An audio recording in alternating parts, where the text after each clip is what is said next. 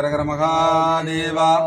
இது வந்து பார்த்தீங்கன்னா நம்ம 2026 மகா சிவராத்திரி முன்னிட்டு முதல் முறையாக அபிஷேக பொருள் நம்ம வண்டலூர் பக்கத்தில் இருக்கிற கண்டிகை மலை மேலே இருக்கிற ஜலகண்டேஸ்வரர் சுவாமிக்கு தான் முதல் முறையாக இந்த வருஷம் சிவராத்திரிக்கு 4 காலத்துக்கு தேவையான அபிஷேக பொருள் நம்ம கொடுக்குறோம்.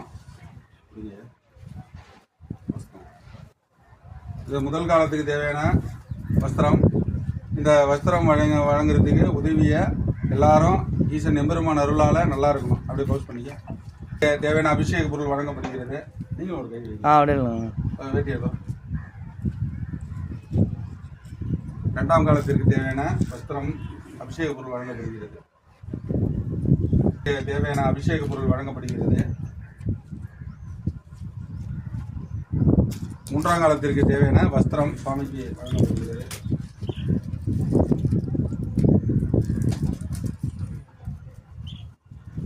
4ஆம் காலத்திற்கு தேவர்களும் அசுரர்களும் முனிவர்களும் உலகத்தில் உள்ள எல்லா ஜீவராசிகளும் சுவாமியை வழிபடக்கூடிய இந்த இனிமையான தருணத்திற்கு எம்பெருமான் ஈசன் அருளால் அபிஷேக பொருள் வழங்கப்படுகிறது. ஜலகண்டேஸ்வரர் சுவாமிக்கு 4ஆம் காலத்திற்கு தேவையான வஸ்திரமும் வழங்கப்படுகிறது.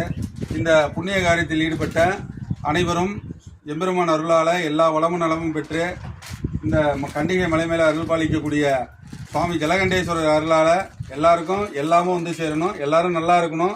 தொடர்ந்து நம்ம திருப்பணிக்கு எல்லாரும் உதவி பண்ணணும். இந்த மலையை சுற்றி நடக்கக்கூடிய திருப்பணிக்கு எல்லாரும் ஒத்துழைப்பு கொடுக்கணும்.